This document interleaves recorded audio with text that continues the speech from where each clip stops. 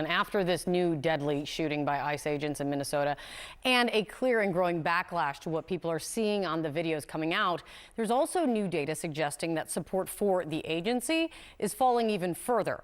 CNN's Harry Enten is running the numbers on this. Harry, how much has changed in terms of ICE and in terms of ICE, then versus now? Yeah, I'm not really surprised that President Trump is sending Tom Homan in, because ICE, DHS, Kristi Noem have been a political disaster. Because just take a look here. I mean, ICE's net approval rating during Trump's term, you go back to term number one, look, it's pretty even at 0 points. You go to June 2025, right? That was when all that stuff was going on in Los Angeles. They dropped down, look at this, minus 17 points, way in the basement. But then after Minneapolis, it's even lower, minus 27 points on the net approval rating of ICE. Of course, this all being done under Kristi Noem. So, no, what's going on in Minneapolis is not popular at all. What's been going on during this second term under ICE, under the Trump administration, under Kristi Noem, has very much not been popular, and it's only been getting more and more unpopular.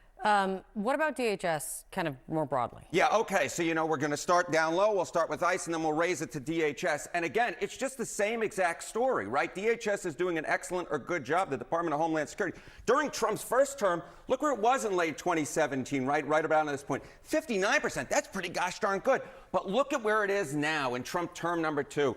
By late last year, it was down to 42%. So this is the same story that we're seeing no matter which poll question we look at. The popularity of ICE, of DHS, has completely fallen under the second Trump term, the second Trump administration, where what we were seeing during Trump's term number one was, hey, ICE, DHS, pretty popular, certainly not unpopular, but all the actions in Minneapolis, in Los Angeles, in these major American cities have been very much rejected by the American people. It has been a political disaster for the second Trump administration. And now, I mean, as Berman was just reading what the president was just sending out, he's now sending in Tom Homan. His borders are into Minnesota, which leads to questions of what about the leadership of the Secretary of Homeland Security, who has inserted herself very publicly to be kind of front and center in all of these operations. Yeah, as I said at the top, I just think there's a real reason for it, and that's because Kristi Noem, simply put, Kate, has not been popular, and everything she's done for the most part has not been popular. I mean, just look at her net approval rating. In July of 2025, it was minus 11 points. It's actually gotten more unpopular now at minus 16 points. I looked at every single poll that has been conducted on Kristi Noem's popularity. Every single one, the net approval rating has been negative. ICE is negative. DHS is negative. As I said at the top, Kate, this has been an absolute political disaster for the President of the United States. It's not much of a surprise to me if he wants to push Noem to the side, Kate. No, and remember, this is one of the things, broadly speaking, about immigration, and his crackdown of it was something he ran on and won on when it came to the last election. So what a shift in changes has been. Let's see what else the president says today. Harry, these numbers really tell a story today. Thank you. Well, Stephen Collinson joining me now. Good to have you, Stephen. In your latest analysis on CNN Digital, you write, and I quote, "A moment of national reckoning is building over the principles embedded in America's moral and legal foundations, which will be extolled this year in celebrations of the 250th anniversary of the Declaration of Independence." Just expand, if you will. Yeah, I think what we're seeing here is a classic American clash between federal and state power. These scenes would be particularly shocking anywhere in the world. The fact they're taking place in the United States adds another dimension. First of all, although this incident does not affect the lives of hundreds of millions of Americans, despite the wide scope of the immigration crackdown, everyone can see it on their phones, and everyone can see that the federal government, the Trump administration, is not telling the truth about what happened. So that's the first political impact. The second one is there's something particular in the American political psyche, I think, about this tussle between federal and state power. It goes right back to the founding of the United States. ICE agents appear to be infringing, in some ways, the Fourth Amendment, which is about unreasonable search of someone's home. That was one of the fundamental issues that led to the American Revolution, with British troops coming into Americans' homes. So this is something that is very sensitive. You're seeing a lot of concern, I think, not just among Democrats, a very progressive state of Minnesota, but among Republicans about this attempt by the Trump administration to impose ruthless and unaccountable federal power on a state. And I think that is one of the reasons why this is going to have political ramifications.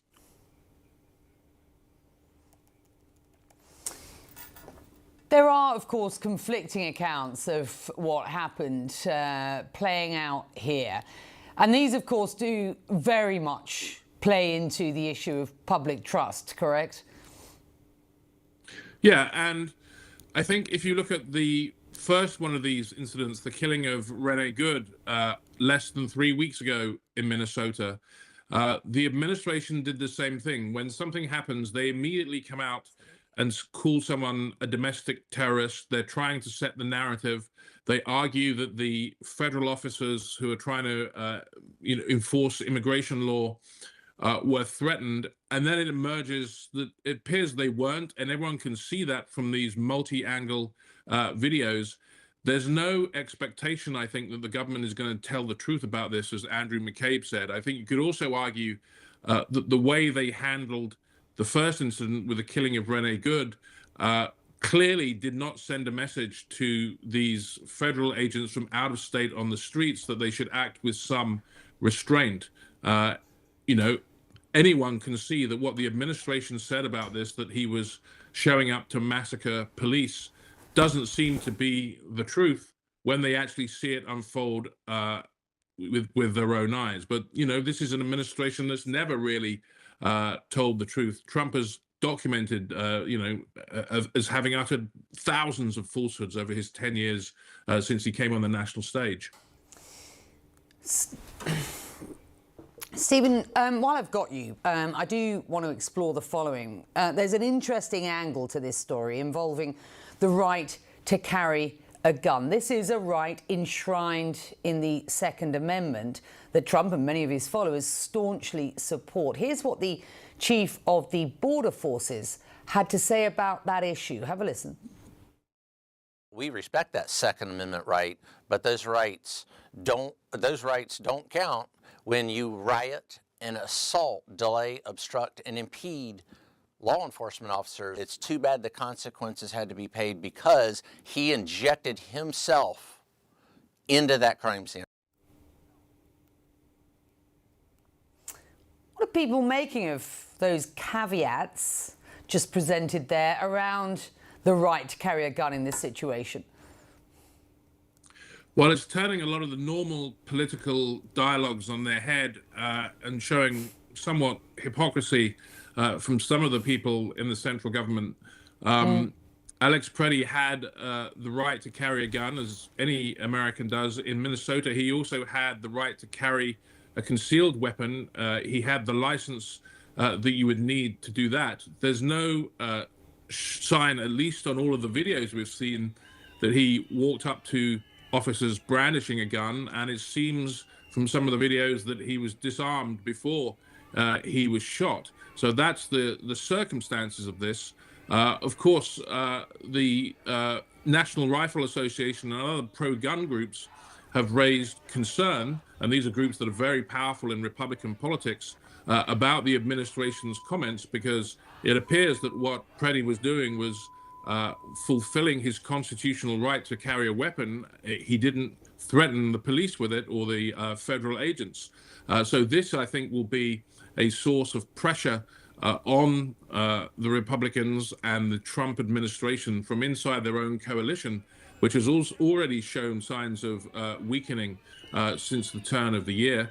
And of course, there is the irony of progressive politicians defending Preddy's right to carry a gun and to have a concealed weapon and to show up at a protest, even though in most normal circumstances, many of those leaders would be questioning, I think, the Second Amendment and would prefer tighter restrictions Yeah. on the use of guns. But I think it just shows there's so much in this story that is quintessentially American in terms of the underlying politics of all this.